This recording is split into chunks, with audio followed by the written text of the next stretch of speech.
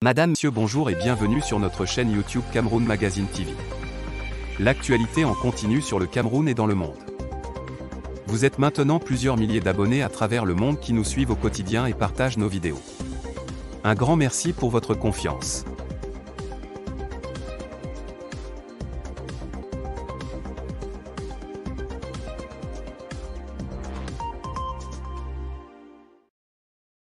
Abonnez-vous et cliquez aussi sur la petite cloche de notification pour ne rien rater de nos prochaines vidéos. N'oubliez pas de partager aussi la vidéo et de la liker. Certains s'interrogent sur le fondement juridique de l'intervention, estimée répétée, que la présidence de la République a engagée dans les affaires judiciaires en cours. Les interventions dévoilées et révélées par la révolution numérique des réseaux sociaux rencontrent une opinion publique médusée. Maître Christian Beaumont-Timban de la Société civile des réconciliateurs déclare dans cette prochaine tribune qu'il est considéré juridiquement et jusqu'à présent comme innocent.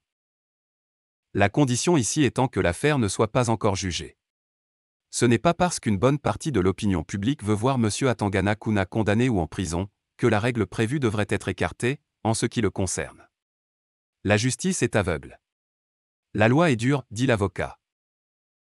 De l'avis du lanceur d'alerte Boris Berthold, cette décision est difficile à passer. Ce dernier rappelle qu'Yves Michel Fotso avait également remboursé le corps du délit. Il a également été le premier à payer pour toute l'opération Épervier, mais il a purgé près de 10 ans de prison. Mais n'a pas profité de cette décision de Paul Biya. L'opposant Pierre Mila Assout a également évoqué l'affaire Yves Michel Fotso sur sa page Facebook.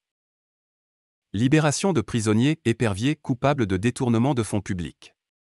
La justice du Cameroun se rend-elle par le chef de l'État ou par les juges du pouvoir judiciaire? Pourquoi faire intervenir le chef de l'État pour faire le travail des avocats auprès du garde des Sceaux puisque les dispositions légales autorisent l'arrêt des poursuites? Comment ne pas voir que la justice est télécommandée pour les autres cas? Yves Michel Fotso avait restitué le corps du délit aussi et il n'y a pas eu arrêt des poursuites. J'ai entendu la même chose concernant Feu Mendoz. L'opération Népervier doit rester judiciaire. Le chef de l'État peut aussi assumer carrément de le gracier. Un homme que l'État a déplace tout un jet pour aller le récupérer au Nigeria en robe de femme. Soyons sérieux, dit-il. L'exécutif empiète-t-il de plus en plus sur les prérogatives du judiciaire, portant atteinte au principe inviolable de la séparation des pouvoirs si cher à la démocratie?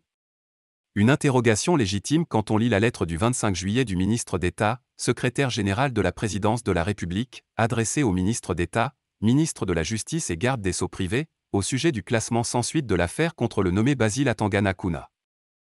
Maître Claude Assira, célèbre avocat, s'interroge, au nom de quel intérêt une autorité publique, qui si elle avait une prérogative, n'aurait que le ministère public, interviendrait-elle pour sauver une action civile contentieuse qui appartient exclusivement aux victimes, y compris les États du Cameroun, le citoyen camerounais, lisait-on hier sur sa page Facebook.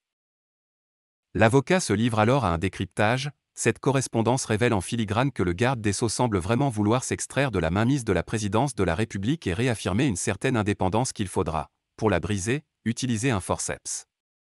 Il y a peu de risques qu'il pousse l'intrépidité jusqu'à défier ses ultimes instructions et passer outre, mais, il y a là manifestement, une bataille rude entre les deux ministres d'État. Ce dur combat est-il fondamentalement juste?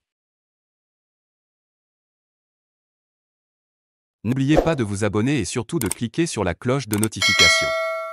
Likez la vidéo si ce n'est pas déjà fait. Laissez aussi votre point de vue en commentaire.